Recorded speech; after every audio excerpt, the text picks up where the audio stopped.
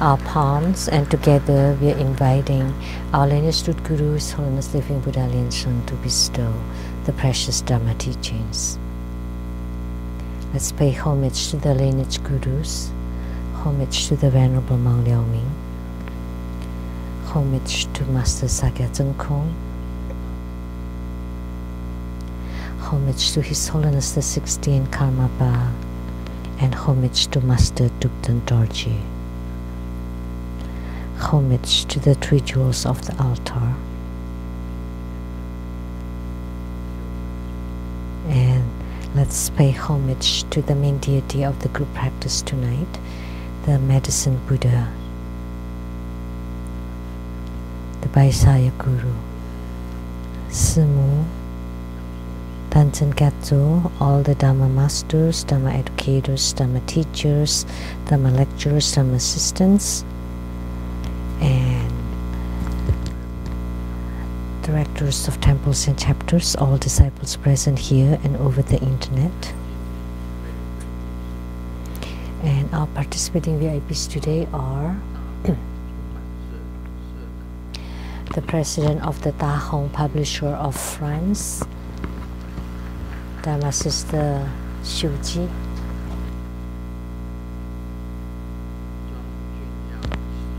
Dr. Ryan Zorn,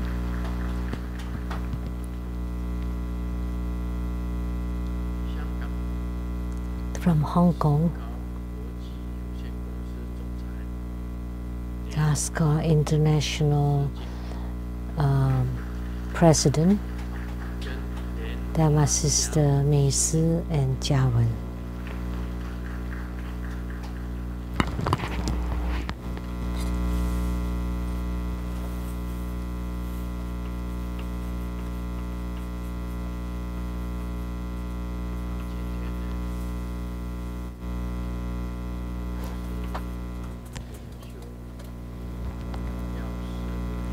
Today, we did the group practice of Medicine Buddha, the Vaisaya Guru Tathagata.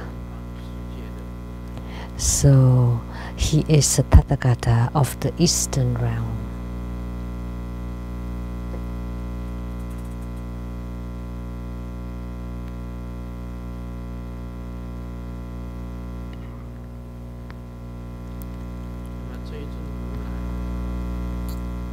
So this Tathagata or Buddha made 12 great vows to help many sentient beings.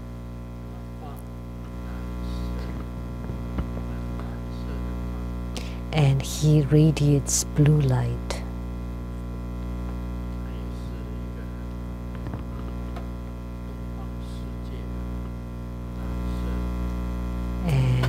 Eastern realm, blue,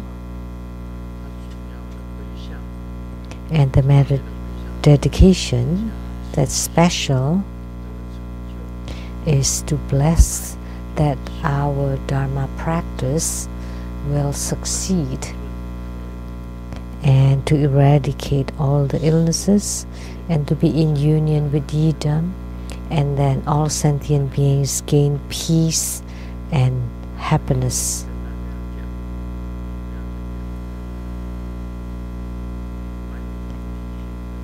So today, primarily, I would like to talk about bodhicitta. Bodhicitta, which is the mind to strive for enlightenment for the benefit of sentient beings. So the vows that you make in your spiritual cultivation should be the same as the vows of your Yidam, so that you would be able to gain spiritual union easily. So if you practice Avalokitesvara Bodhisattva as your Yidam, you should have made the vow of compassion to deliver sentient beings. If your Yidam or personal main deity is Manjusri Bodhisattva, then the vows that you make should be based on wisdom, like Manjusri Bodhisattva, to solve the questions that sentient beings have. If your yidam is Vajrapani, then after you practice and attain Dharma power, you use your own Dharma power to deliver sentient beings. So this kind of vows is bodhicitta. So based on the bodhicitta, the Buddha once asked his disciples, "What do you use to offer to Sakyamuni Buddha?" The Buddha asked all the disciples, "What do you offer to Sakyamuni Buddha?" Someone said, "Flowers offering to the Sakyamuni Buddha," and some said,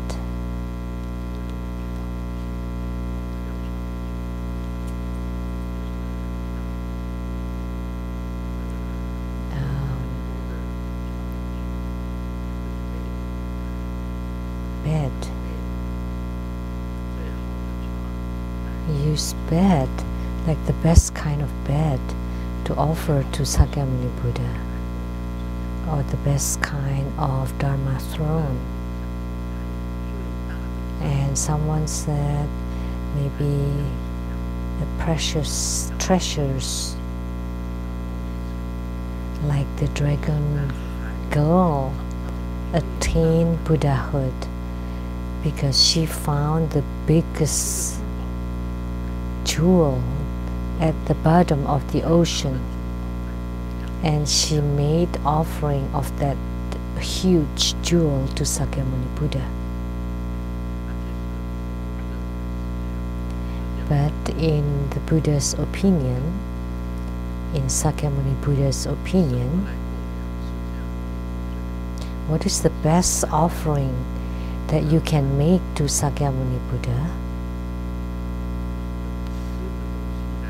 Like for Taiwanese or most Orientals, they like to offer food because they love to eat. There are lots of delicious food, and people offer delicious foods to Sakyamuni Buddha. But Westerners rarely offer food. They would offer flowers or a flower. So there's some difference between the East and the West. So there was this joke. When they see the Orientals praying to their ancestors, they would place lots of food, and the Westerners laugh at them. How could the deceased or the dead come and eat the food? But the Orientals said, when you go to the cemetery, you would bring a bouquet of flowers. Will they come and appreciate the flowers? So there's some difference in the custom. But Sakyamuni Buddha once said, the greatest offering is the offering of bodhicitta.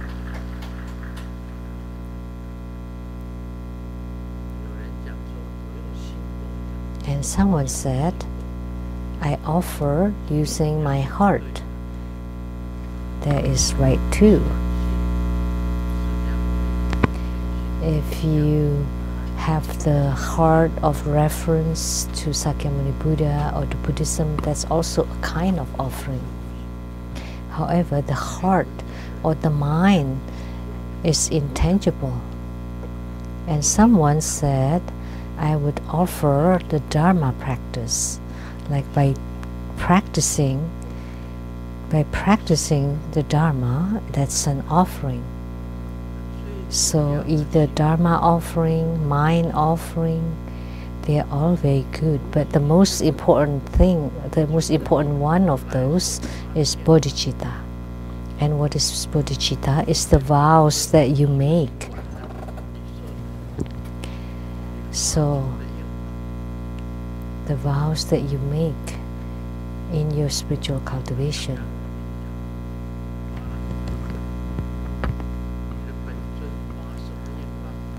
So whatever vows that your yidam made, you should know, and you should make the same vows. So let me ask Benson Capsule, what is your yidam? Mahachundi Buddha Mother. So let me ask you, what vows does Mahachundi make? Compassion. Okay, well, compassion is for sure. That's fine. So, Master Lian Wang, what is your yidam? Amitabha Buddha. So, 48 vows. Amitabha Buddha made 48 vows. Okay, recite it for me.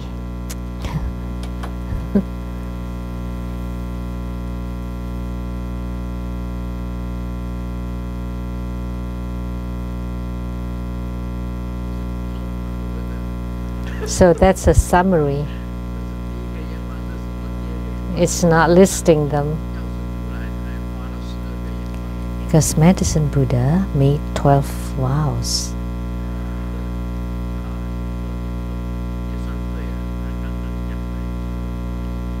What he said is considered correct.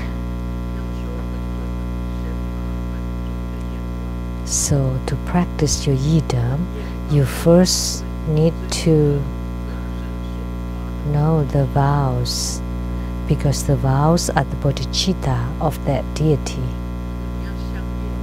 So in order to gain spiritual union, you have to generate the same vows as your yidam. Then it will be easy for you to gain spiritual union.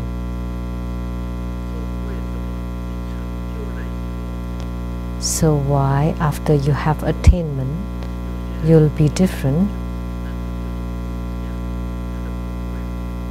The fruitions are different. Although they all have attainments, they all have fruitions, like the fruition of arhatship. An arhat is considered to have a fruition.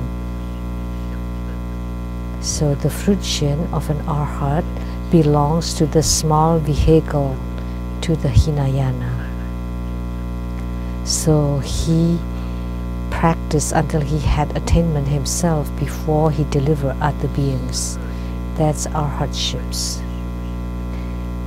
And by the 12 causes and conditions and attain Buddhahood, that's called the Prateka Buddha. So they practice based on the 12 causes and conditions. And that's the Prateka Buddha, or the solitary hearer. And why? Because only you yourself have the attainment, and you don't deliver other beings. So these two fruitions are about the same, arhats and Prateka Buddha, because their bodhicitta is rather small. They just want to have attainments for themselves. But the bodhicitta for bodhisattva is huge, it's great, like Siddhigarbha Bodhisattva, that he would attain Buddhahood only after sentient beings. All of them have attained Buddhahood. So until hell is empty, he will not attain Buddhahood. So his bodhicitta is extremely great. So the bodhicittas of the bodhisattvas are the greatest.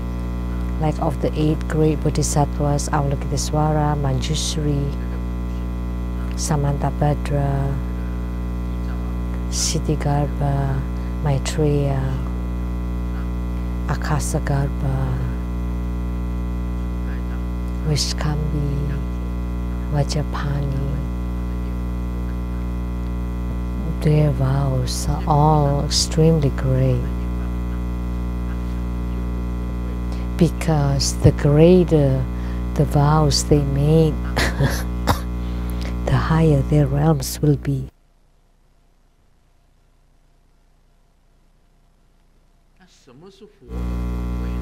So what is the fruition of Buddha? So what is Buddhahood? It's all the same, that they have made the greatest vows and generated the greatest bodhicitta. So they have manifested their own Buddha nature. So we can say that primarily, not only that they merge with their own intrinsic original Buddha nature, they also generate and make use of the greatest bodhicitta,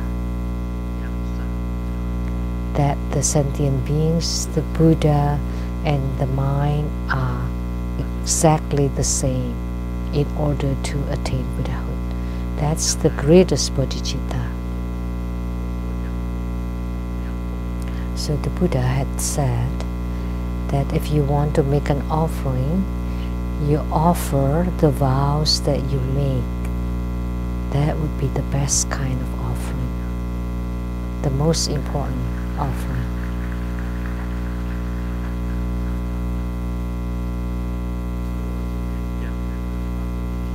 So today I'm talking about generating bodhicitta. Like what I said, the Pure Land of the 5 Dhyani Buddhas. At the center, the Aoming Pure Land, the amazing radiance Pure Land at the center. In the west, belonging to Amitabha, is the lotus Pure Land of utmost bliss, and in the east is the marvelous bliss or Miao-Si Pure Land belonging to Akshobha Buddha. In the south of Ratnasambhava Buddha, the auspicious Pure Land. In the north, it's the marvelous action Pure Land of Amughasiddhi Buddha, Miao-Si Pure Land. So their Pure Lands are all different. So based on the vows that you made, you go to a certain place.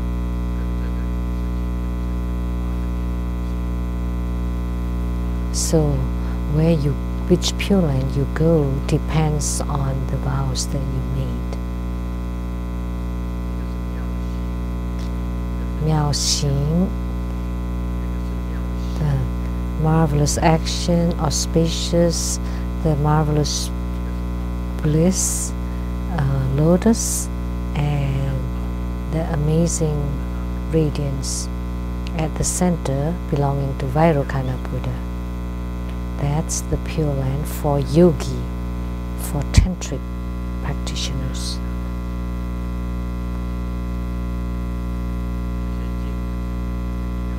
So you need to know all these Pure Lands, and you need to know how to generate bodhicitta.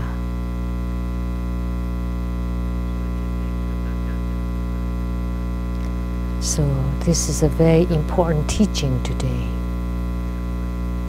I have asked two people. Each bodhisattva made their vows, and each Buddha also had made vows. And in order for you to gain spiritual union with these deities, you have to make the same vows as they did in order to gain spiritual union easily. Amitabha Buddha has made 48 vows, and you need to remember them clearly. And Medicine Buddha has 12 vows, and you need to remember them very clearly. And when you practice Medicine Buddha, you have to recite all the 12 vows as well as your own bodhicitta. So that's called the bodhicitta offering.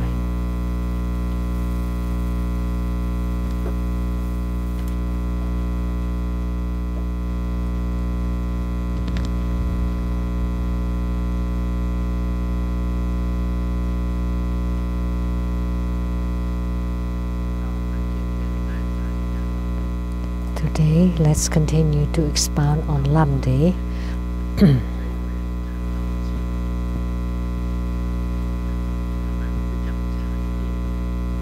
So here it talks about contemplation. They don't say meditation. So it's like quiet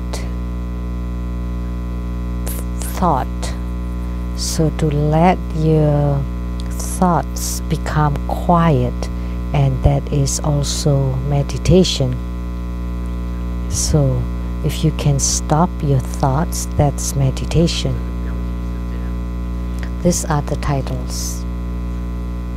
In contemplation, divided into removing the poison, accepting the nectar, and cutting off.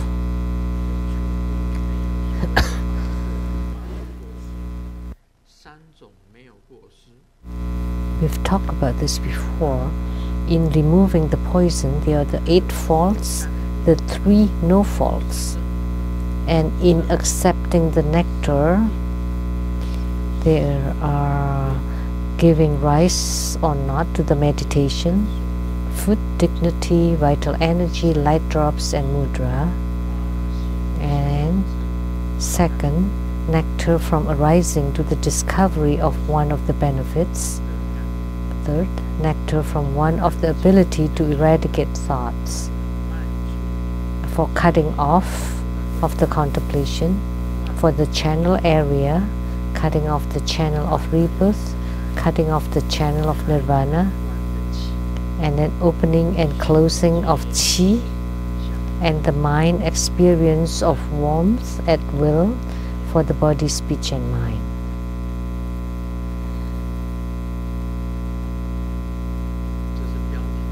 Those are just titles.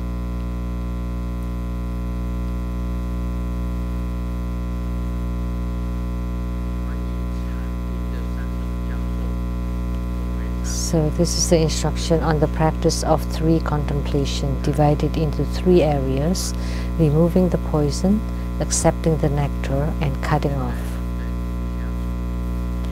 Now let me read on this removing the poison. We have talked about removing the poison before. The verse stated 3 faultless separating and reuniting, etc., to eliminate the poison of contemplation. So in order to enter into samadhi,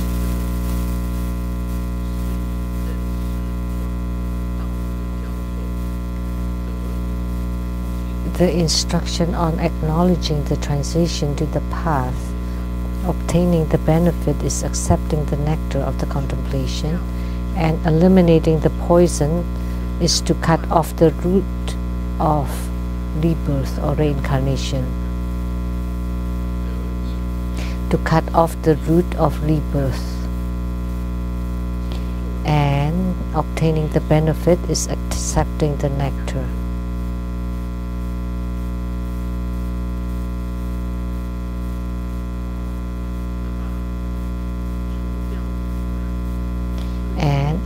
eliminating the poison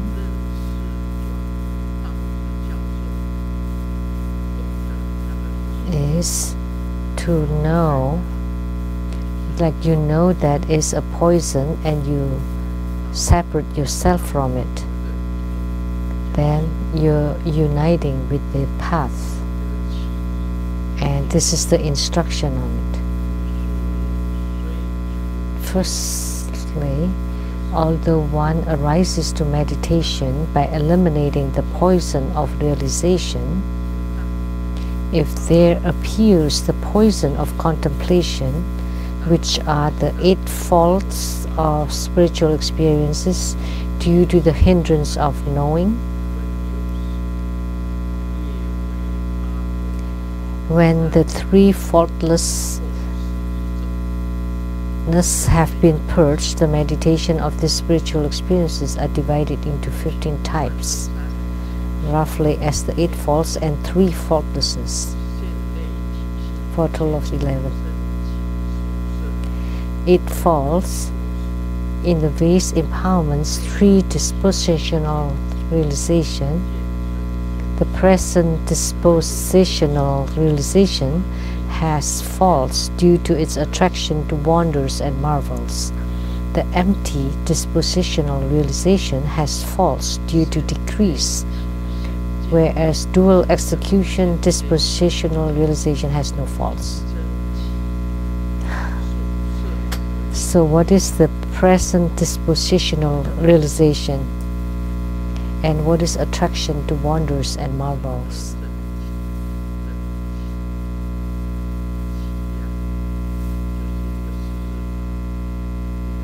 So this character,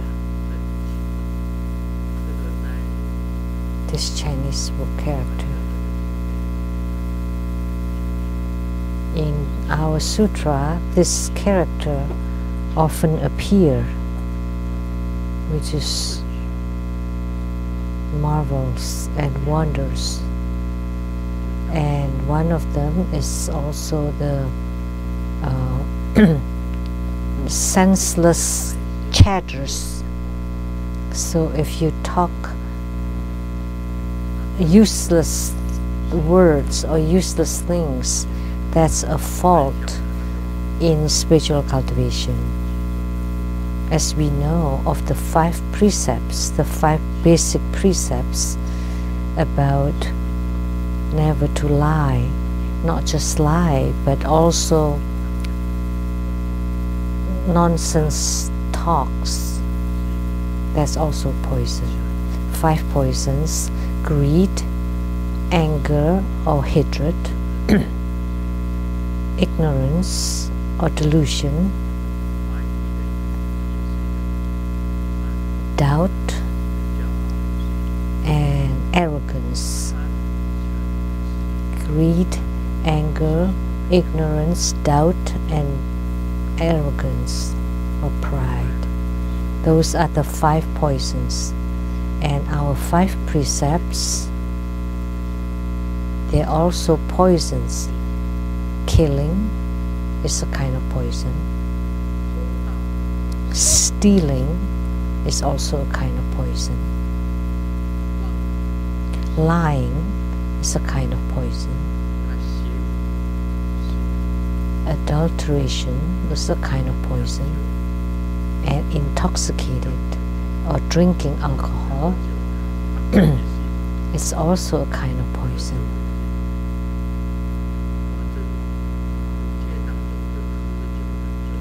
Of the 5 precepts, being intoxicated or drinking alcohol is the minor crime.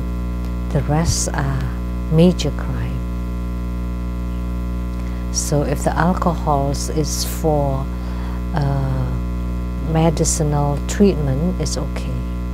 Like what we ate for lunch is the drunken chicken, so they use alcohol, but you don't get drunk from eating it, so that's not considered a poison. But if you drink too much and get drunk, then of course that's a kind of poison. Some people drink alcohol, and then they can do anything to become fearless. So that's like getting the poison out. So in this so your thoughts should not be in this useless, nonsensical drama or game.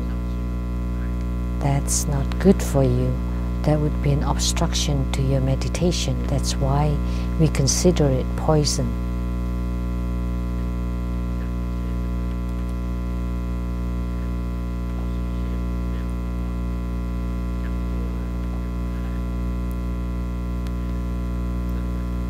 So if you talk those, say those nonsense things, that's really not good. So the gurus always taught us less chatting, more chanting. So the gurus often taught us, so less chatting, more chanting. There's a joke here.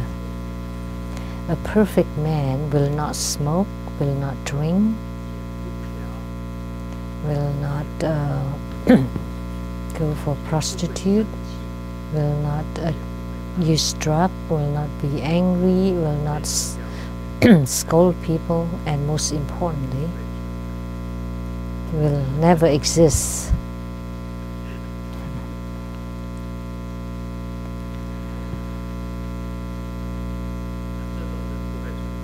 This kind of man will not exist. What kind of people is that?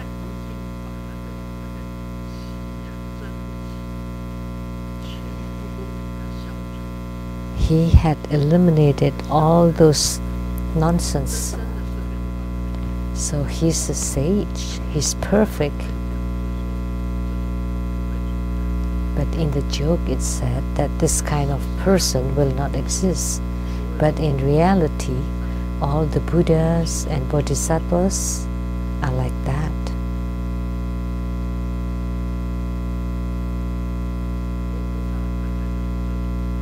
So Buddhas and Bodhisattvas are basically like that.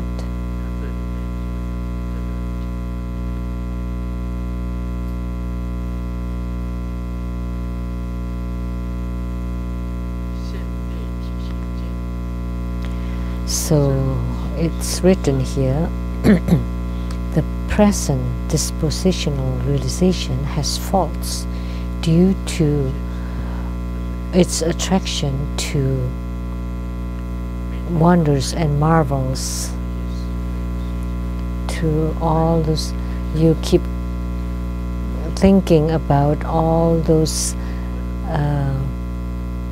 chatters and senseless thoughts and true and false. How can you meditate? Impossible. So realization is something that you see, that you have come across.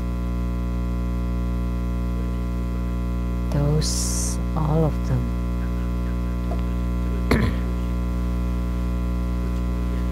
So this is spiritual cultivation.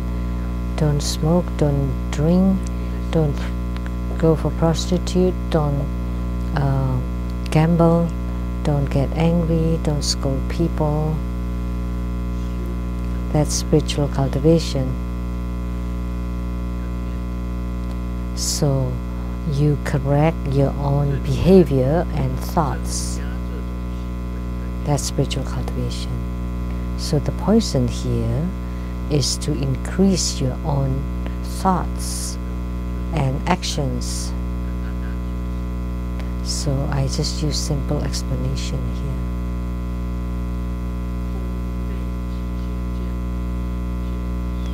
And empty dispositional realization has faults due to decrease.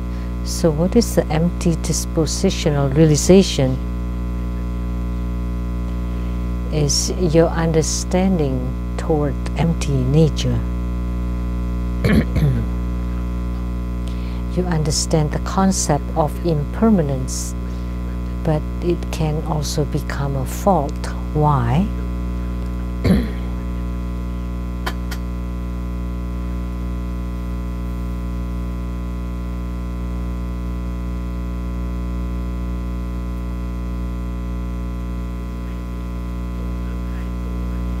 Because once you understand too much, then you're bound by this empty nature. This is very difficult to explain.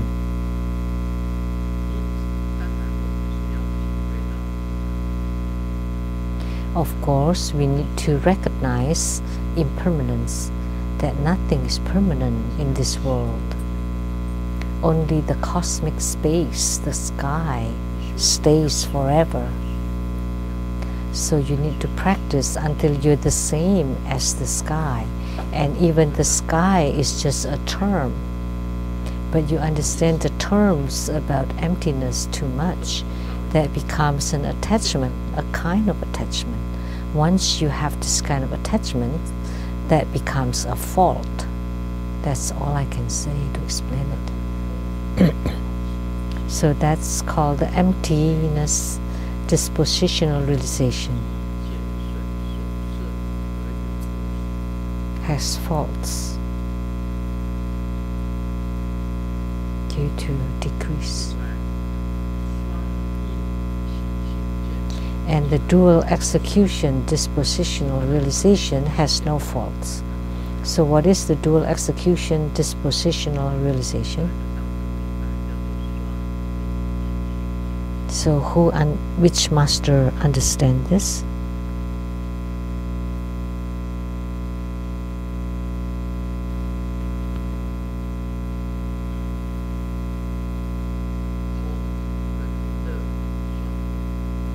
The dual execution of emptiness and bliss. Nobody answered, but the master did not answer, but the Dharma teacher answered.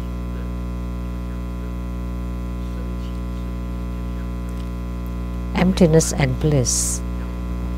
In the development stage, it is bliss, and in the perfection stage, it is emptiness. So the dual execution of both development stage and perfection stage, and completely united, has no fault. If you're too attached to emptiness, that's a fault. But if you're too attached to existence, that's also a fault. But if you combine and balance them, then that's the middle way. So between emptiness and existence, that's the middle way. Between emptiness and bliss, that's the middle way. So that's the dual execution of emptiness and bliss, of development stage and perfection stage. Then this has no faults, because you don't go to either extreme. You're not attached to existence nor to emptiness. Only this way you will be able to enter into meditation. One is loose, the other one is tight. So you need to balance between the tightness and the looseness. So in our spiritual cultivation, and you want to enter into meditation, and you continually telling yourself, I want to enter into samadhi, I want to enter into samadhi, that would be impossible for you to enter into samadhi. And then, okay, I'm not attached to it. Then you completely relax, and then you fall asleep. So if you are completely loose, that's not good. If you're too gripping, that's also not good. Those are all false.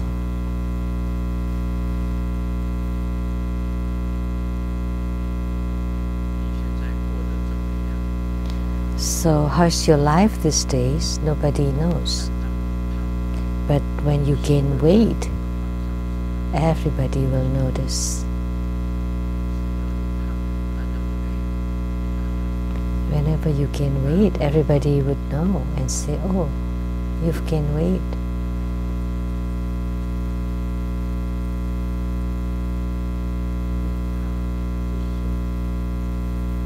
You're not fat, you're not skinny, just right.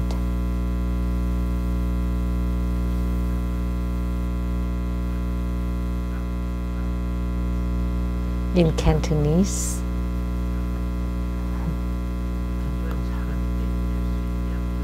and meditation is the same. This phrase, ngam ngam ho, just right, just. So empty dispositional realization too much? No. If you're grasping on emptiness, no. If you're grasping on existence, which is the senseless nonsense, that's also not good. Only the dual execution has no faults. So the most amazing part is that not too tight, not too loose, not too fat, not too skinny. If you're too skinny, oh, that's too skinny. Or if you're too fat, how come you're so bad, you're fat? How come you're so big? But if you're just right, that would be incredible. That would be the most perfect figure. Is Grandmaster fat or skinny? Just right.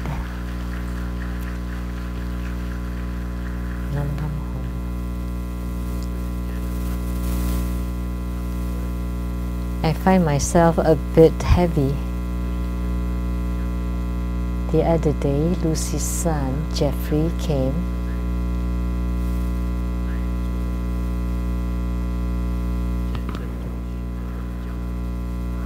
And in the past, he was a personal trainer. So I asked him, I had the 6 packs when I was young. But now, as I am aging, the 6 became 1. And other parts of my body don't gain weight, only that part. You look better if it's your face that's become chubbier.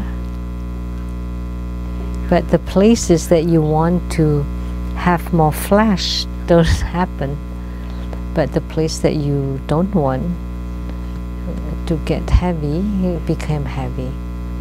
So I asked Jeffrey, is there any machine or anything that I can train? And Jeffrey said, no need for any equipment. So how do I train? And then he told me, is to do sit-ups and to train the belly part. But it's so hard. You cannot train on a full tummy. It felt uncomfortable. I have to ask him, is there an equipment to train this part? If you go to the gym, please raise your hand. Is there an equipment to train this?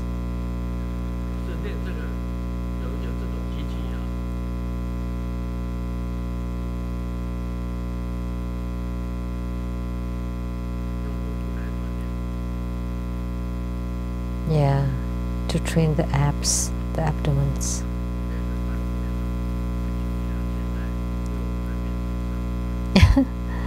After assiduous training, the 6 packs became 3.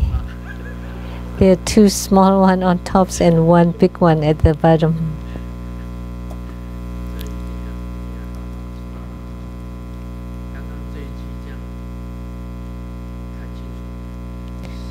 So now, is this clear?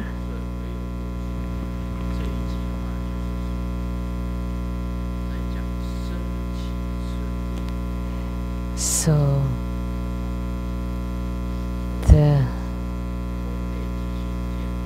the present dispositional realization has faults due to its attraction to senseless wonders and marvels. That's development stage. And the empty dispositional realization has faults due to decrease. That's the perfection stage. But if you can dual execute both development and perfection stages, then it has no faults. One is happiness, one is bliss. If you can balance and harmonize them, then it has no faults. In the secret empowerments for self-arising realization, what is the secret empowerment? One is the vase empowerment, and then the secret empowerment, and then the wisdom empowerment, and then the perfection empowerment.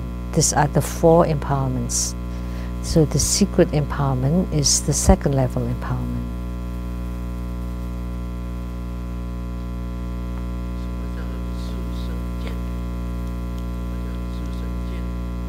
What is this self-arising realization? 2 kinds of afflictions occur due to anxiety or excitement.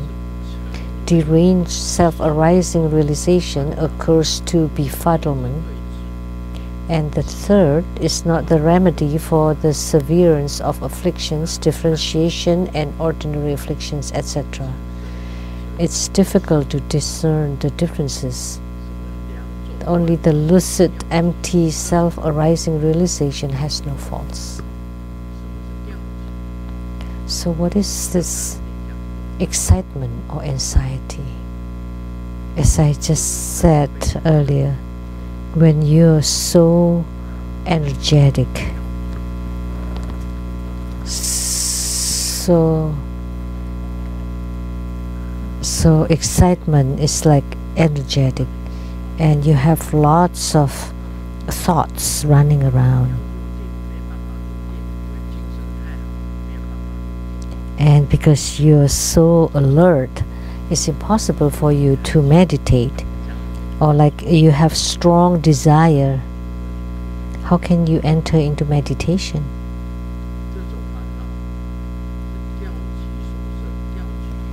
So that kind of affliction is you're very excited or anxious. Okay, let's talk about sleep. Like if you're very excited, like at night before bed, how can you fall asleep? So that's called the excitement. So before bed, you should have forgotten everything, all the afflictions and everything, completely empty them, and then you can fall asleep. You just throw away all of your afflictions, then you can fall asleep. And deranged self-arising realization occurs due to befuddlement. Like you have all those running thoughts, and then once you relax, then you fall asleep. You wanted to enter into meditation, but instead you fall asleep. So these 2 kinds are false. And the third one,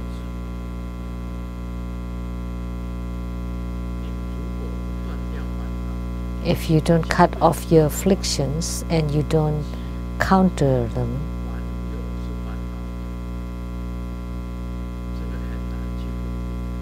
and ordinary afflictions, that's very difficult to discern the differences. Only the lucid, empty, self-arising realization has no faults. If in the second level empowerment you have generated your own inner light and you have comprehended the empty nature, the true empty nature, and the empty nature lucidity, the self-arising realization, then there has no faults. So if it's too tight, excitement or anxiety is too tight. If it's too tight, it's impossible for you to meditate. But if you are befuddled or fussy or completely relaxed, then that's too loose.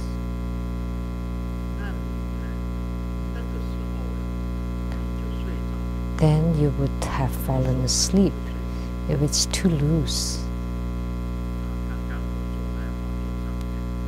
Just now, seated on this Dharma throne, I have this habit, which is not right, but every time I'm seated here, I'm falling asleep. Is there a Mara here? Really, I'm always yawning and getting very drowsy. You know what I use? I bite on my own lips in order not to fall asleep. But really, I was drowsy. I was yawning continually.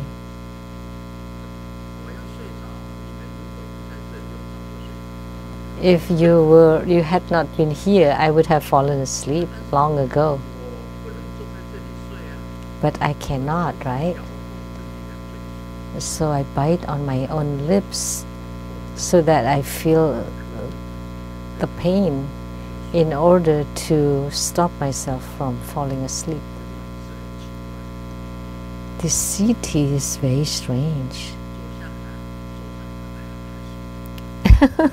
It's so comfortable seated here. I just want to fall asleep. So if you're too loose, then you would fall asleep.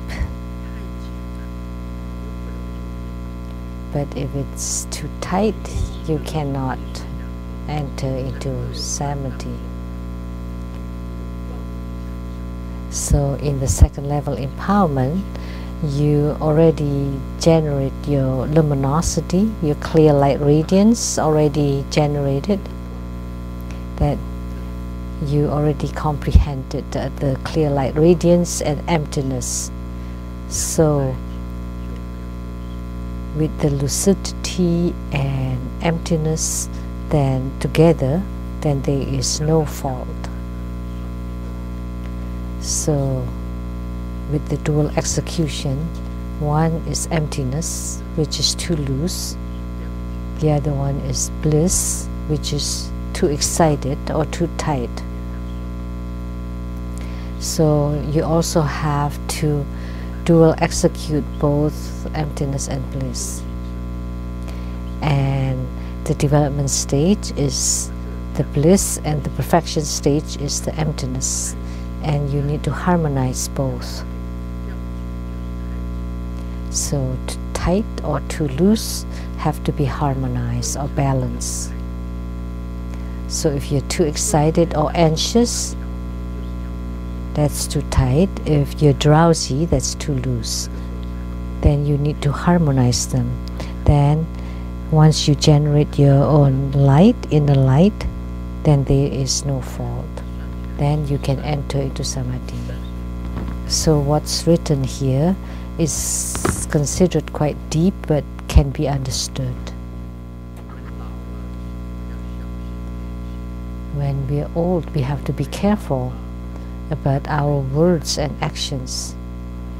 Our dad is against having dog in the house, so we wanted to send the dog off to the village. But the family loves the dog. The dog is too cute, so they really don't want to send the dog off. So we keep the dog and we send off the dad to the village.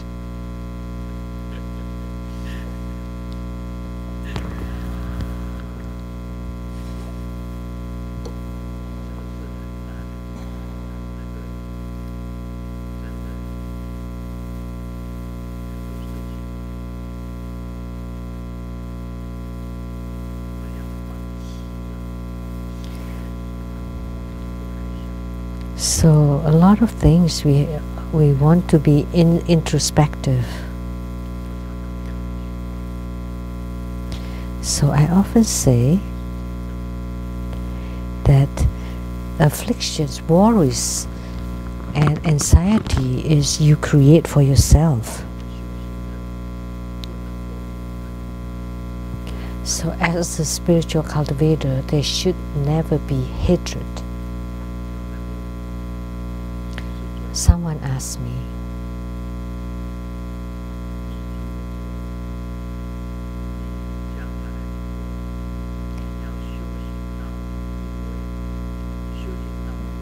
Grandmaster, in our spiritual cultivation, when we reach the realm of one taste, that everything is of one taste, how can you cultivate? Let me tell you, you should think of yourself to be the yidam, and then also regard everybody as the yidams. That's one taste, because everybody is yidam. I am the yidam, and everybody is also the yidam. Then only then it is called the samadhi of one taste. Only then it's called one taste. In order for you to enter into meditation, you visualize yourself to become the yidam. The yidam enters into you and you become the yidam. And you should also think that all the people around you are also yidams. Then you have no hatred, you have no enemies. If you still have hatred and enemies, then your spiritual cultivation will never reach the realm of one taste. As soon as you have hatred, then your afflictions will start, your worries and your troubles will start. Your own afflictions will give you misery. Therefore, as a spiritual cultivator, we should never have afflictions. We should never have enemies. We should never have hatred in our hearts. The other day, a Dharma sister, Winnie, attended the Taiwan independence celebration with us, and I also went. October 1st is the PRC Independence Day, but October 10th is Taiwanese Independence Day. Had it been October 1st, I often ask, the Independence Day for mainland China, I would like to attend too.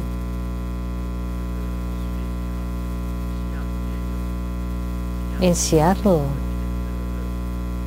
I heard Miss Tianle said that their celebration on October 1st is at Baden-Bauer Center. And I told her that you should notify me, I would like to attend too. So that's me. I don't differentiate between you and me. And of course, Taiwanese Independence Day celebration I would attend because I was born in Taiwan. But the Chinese Independence Day celebration, because my grandfather immigrated from China to Taiwan, from the Fujian province, Quanzhou city. So I'm the third generation Taiwanese. So I like to attend both Taiwanese and Chinese celebrations. And when I attended the Taiwanese celebration, my sister Winnie was there, and she told her friend, like elderly friend, we are good friends, but in terms of our faith, we are enemies. So maybe that friend is a Christian or something, and she's Buddhist. So when she said that, I corrected her. You should not treat your friend as an enemy just because of your faith. And that's not right to regard her as enemy just because we have differing faith. Here we also enshrine Jesus Christ. Jesus was also my guru. He's also my guru. So for Grandmaster doesn't have any discrimination. Like China is the mainland or the homeland of my grandfather, and Taiwan is my birthplace. Taiwan is also my country. China is also my country. That's my view. That's my viewpoint. There's no differences for me. So I view you as an enemy and you treat me as an enemy. That's not spiritual cultivation. For a spiritual cultivator, there's no discrimination. There's no differences. Say if there's a Muslim that come to our temple and we say, oh, you're a Muslim? You're our enemy. No, that's wrong. I have read Al-Quran. Grandmaster has read the Quran, the Al-Quran. And it talks about the teachings from heavens, from God, through Muhammad. And it also mentioned Jesus and Moses. Jesus and Moses. And Jesus is my guru. So the Al-Quran of Muhammad has some Buddhist concepts too. And the teachings of Jesus, a lot of them are also the same as Buddhist teachings. That's why we're all the same. We should never treat anyone as enemies. If you want to attain that one taste, if you have attained one taste, the realm of one taste, then there is no faults. Because you have no enemies. But if you still have enemies or resentments, then you definitely will still have afflictions, and you will not have any attainments of the one taste realm, and you bring afflictions upon yourself. So it's not that your enemies give you misery, it's you give misery to yourself. You make yourself miserable by having enemies. Then at night you would be distracted by the enemies. Actually, the enemies don't do anything, but actually you do that to yourself.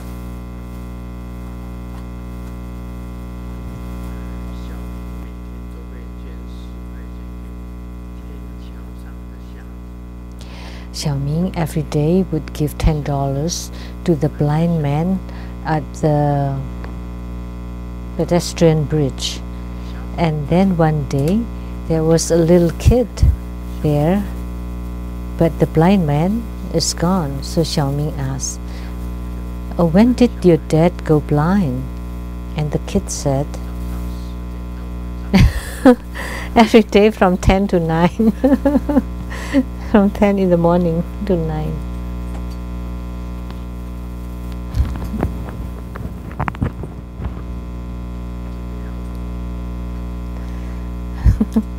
That would be difficult to apply it to Buddhism.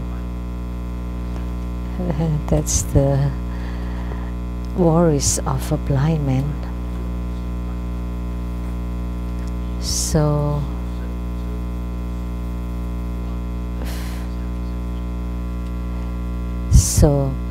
when the clear light is generated and comprehension of empty nature, that those have no faults.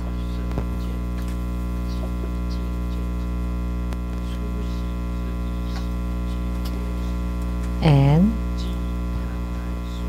as for the wisdom empowerment and fourth empowerments, innate realization and utmostly pure realization, there is faults for the initial bliss and separated bliss due to greed and desire, but there is no fault for the innate bliss.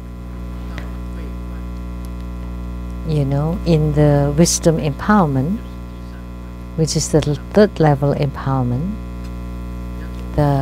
for the highest Yoga Tantra, and because you're experiencing pleasure, the light drops are dripping to the throat chakra that would generate the initial bliss, and from the throat chakra to the heart chakra, because the light drops is rubbing against the channels, it would generate the great bliss.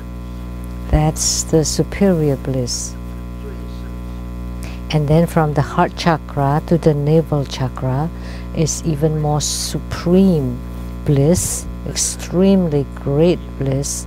And then from the navel chakra to the secret chakra, there would be the innate bliss, which is the kind of bliss that you're inborn with.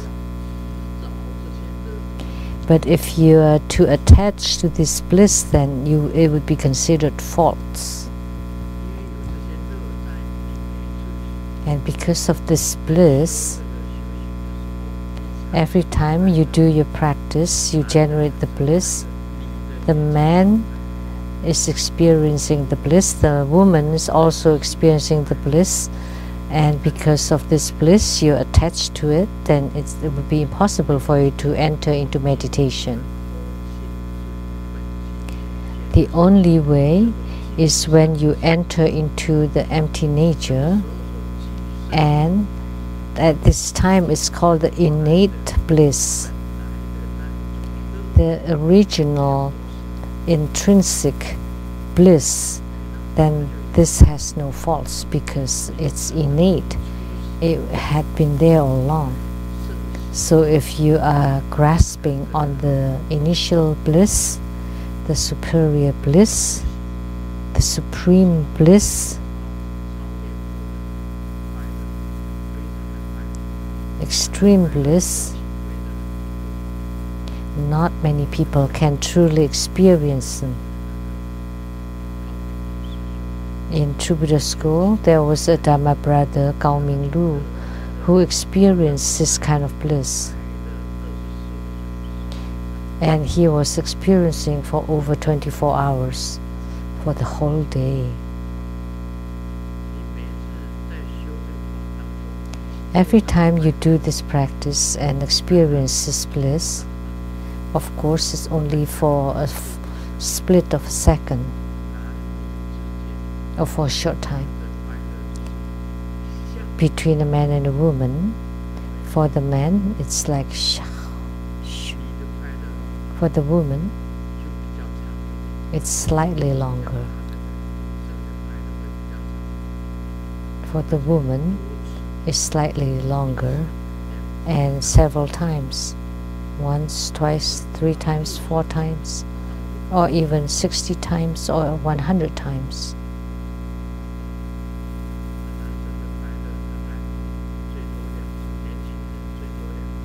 For men, for the young men, at most twice,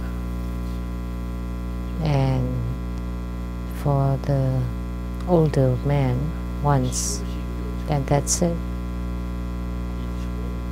But when you have attainment in your spiritual cultivation, you experience the bliss all the way from here to the secret chakra. That's very long. That's when the light drops is descending from the brow point all the way to the secret chakra. And that the bliss generated from it. And it's not short. So this is something that is experienced in the wisdom empowerment. And then one kind is the natural, innate, intrinsic bliss, the bliss of peace and lightness. Only that has no faults. The others are false because it would affect you from entering into samadhi.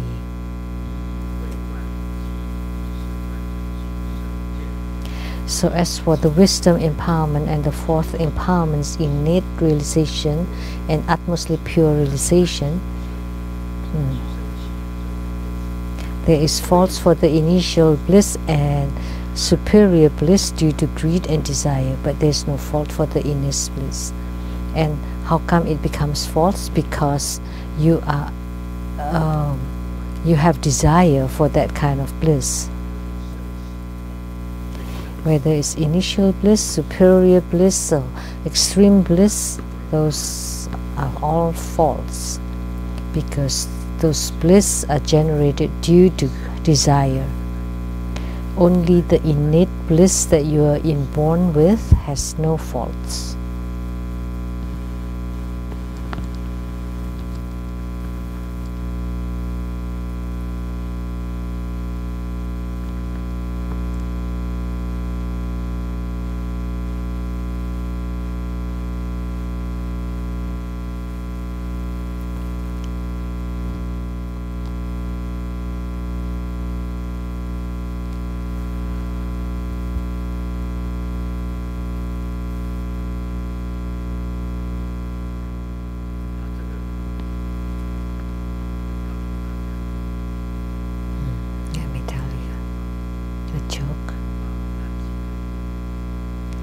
After being busy for several months, many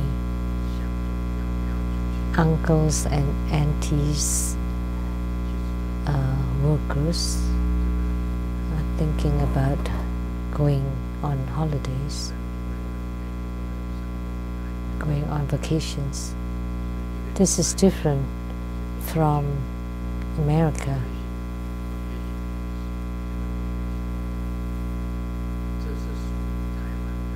This is Taiwanese, a golden week travel. After being busy for months, many office workers are considering to travel. So the kid is explaining what travel means. Travel is you go from the place that you're really bored, and to go to the other place that other people are bored of, and spend the money that you earn with hardships and give it to other people, and then with empty pocket you go back to the place that you're sick and tired of and continue to live on. So You can consider if you want to travel or just to go to sleep. This has a lot of Buddhist feel to it.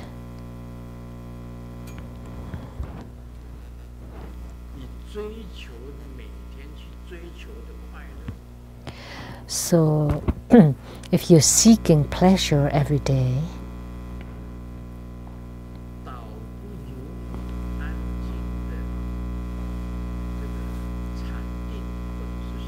it's better for you to meditate or to do a practice rather than seeking pleasure. It's better to sit down to meditate or do a Dharma practice. So this joke has some truth to Buddhism. So you're sick and tired working and you want to travel. So you go from a place that you're sick and tired of, go to another place that they're sick and tired of, and you spend all your money, and then you return to the place that you're sick and tired of. That's called traveling, vacation. So at this age, vacation? Good. I just climbed to the bed in this cold weather, covered in blanket. Then we just travel on bed. And we don't have to spend any money, and we can rejuvenate. Wouldn't that be great?